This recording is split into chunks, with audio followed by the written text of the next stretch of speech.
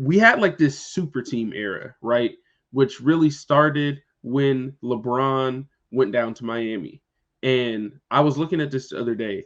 So we've now had 3 straight finals MVPs that won it with the team that drafted them.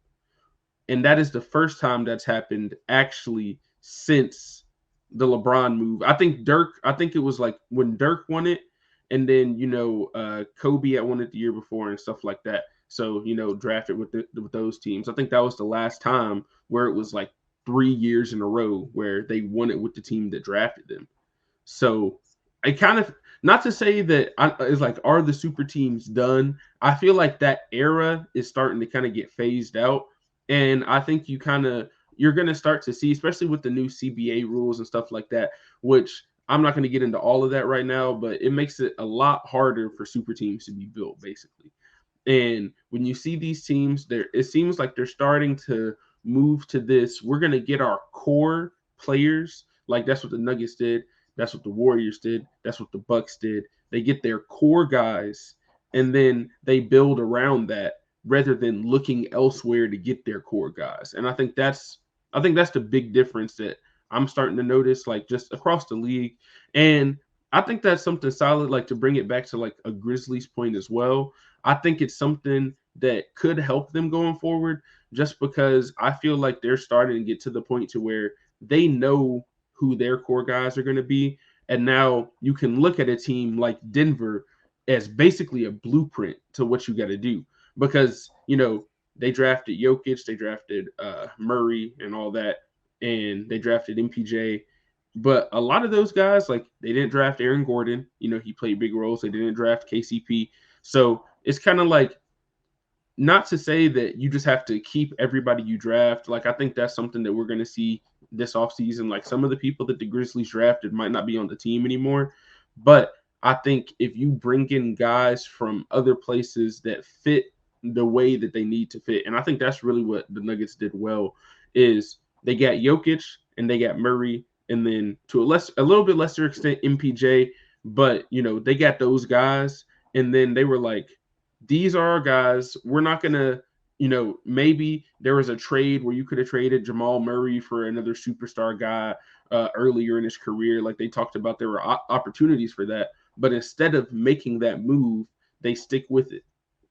You have Michael Malone, who a lot of coaches do not get the kind of chance that he really got. They didn't make the playoffs his first 3 years when Jokic was there, but they didn't give up on him. They believed in him. And then it's like when you get to this point and they're in year 8 of playing in the same system with those guys, and then basically, like, not to say that chemistry doesn't matter at the end of the bench, but if your main guys are bought in, it kind of feels like everybody else will fall into place. And I think that that's really what you're going to start seeing, is you're going to see teams that are going to draft their core guys. Maybe you'll see like some trades and stuff like that. But I don't think we're going to see as many of these. We're all going to leave in free agency and just take over this team, like, Kyrie, KD, and Harden did with the Nets, or like when LeBron and Chris Bosh went to Miami and stuff like that. I don't think you're going to see as much as that, not only just because it's kind of shifting that way, but also because, like I said, the CBA is making it harder. And then you add in, the Supermax deals, which means you can make more money staying where you're at a lot of the time. Like most of the time, if you want to move somewhere, you're giving up money as well. And I think it's a lot harder for players to give up money to move somewhere, rather than if, oh, they can offer me the same contract over here and I can live in Miami. It's a little bit different. So I think that the NBA has made some moves that is kind of like, not to say that the super team era is completely dead. Like maybe Kyrie is going to go to the Lakers or something and they're going to try to do something crazy again. But it really just seems like that it just seems like that era is kind of getting phased out, and we're about to see kind of like another shift. Yeah. I got a stat for that. Now, shout out to Chris Water. He's on Twitter, Water Sports. He talked about it because I've been talking about it. And basically, from 2019 to 2023, there's been 5 different champions in 5 different years. And basically, this hasn't happened since 1997 to 1981. So I say all that to say parity is a big prevalent of all this. But again, with these teams that have won it, like you said, a lot of these teams fit the bill of having your core guys and then building around those guys.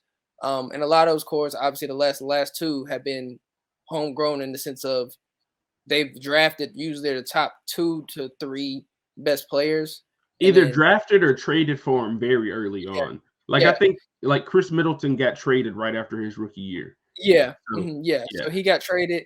Drew got traded, but like with the Warriors, they drafted Steph, Clay, Dre. Nuggets drafted Jokic, Murray, Porter, but then again they built around him, and then on top of that they kept the same coach. So I do think the super team era is kind of hard, especially what you said with the new CBA. Like a lot of teams won't be able to trade or really just sign people. Like especially, and if you do sign those people, you're not going to have enough money to build a roster. And we've seen teams that have had superstars the last couple of years or 2 all-star players, like perennial all-star players, but not have a good roster because they're spending so much money on those 2 players alone because they weren't able to draft them usually. So I think that's kind of the thing that's obviously I think that we're going to see. I'm big on parity working here in the NBA. Like I think it's going to work, like, and it has worked because like you were talking about earlier about watching the playoffs. I think they said it today. This was the most viewed playoff in like 5 years. Like it's obviously a winning or successful formula for them. And I think as it pertains to the Grizzlies, they already kind of have that in terms of the makings of a team where they'll be able to be set up for a while because you got your core, like you said, you got Ja, Jaren, and Bane. Now it's about building around them. Now, granted, and I think they, to be honest, have us a little bit maybe more potential than some of these other cores because of everybody kind of being more on the same age. Not only that, you kind of have a lot of different pieces that usually like the weaknesses that you could fill out for a lot of different teams. You can't, like Denver had a weakness in defense. We got the defense player of the year. Like, you know what I mean? Like the Warriors and Bucks, like certain players like on their teams, like for us, we have as an advantage. So I think with the Grizzlies, like I think they just kind of have to stay the course. I mean, you got your 3 guys and then you got your coach. So I think that's the real big thing that they have to just basically the front office and basically ownership really have to be patient because that's really what it comes down to. Like you said, Malone could have got fired after year 3. He even said it. He could have got fired after year 3, and then like that's usually what happens. Or they could have traded Murray, but they're starting to see that you don't need superstars to win a championship. You need one superstar. I personally believe you need a top 10 to 15 player, all NBA type of guy, and then you need an all-star level player because the league is so talented now that like Jamal Murray hasn't even made an all-star team, but he's clearly a number 2 on a championship team. So Definitely. you He's can't I'd just say he's say, an all-star level player. Like there's no question yeah, he's an all-star yeah, level player.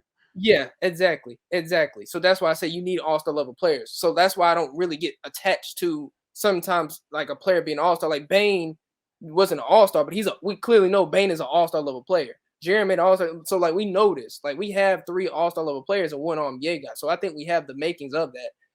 So I think they just got to continue to build the roster around them correctly. You know what I mean? I think they will. I'm not really worried about it, but they got to understand this patience. Because like you said, Malone's in his 8th year. Jokic is in his 8th or 9th year. Murray's in like his 6th or 7th year. They're all like 28, 27. Like it takes time. So, you just got to kind of trust the process and with these things. Because again, you could cut it or break it away or break it up too quickly and then not really see it through. You know what I mean? Especially when you see teams from past be older and stay together longer. Like think about I'll just use this real quick. Like the Jazz when they had Malone and Stockton. Now they never win, but imagine if they broke them up so soon. You know what I mean? They wouldn't have made those finals runs, especially because they had a couple times where they lost to lower seeds. You know what I mean? So it's kind of like you got to see it through. So yeah, I do think parity is here and super teams are not gonna. I'm not gonna say a super team never say never because there could be a loophole like we saw with the Golden State Warriors and that happened again. But it's gonna be hard for me to see it just because of how the talent keeps getting better, and how the new CBA probably will play an effect in that. And so I think I think that we're gonna see a lot more different teams win like championships now. At least in my opinion.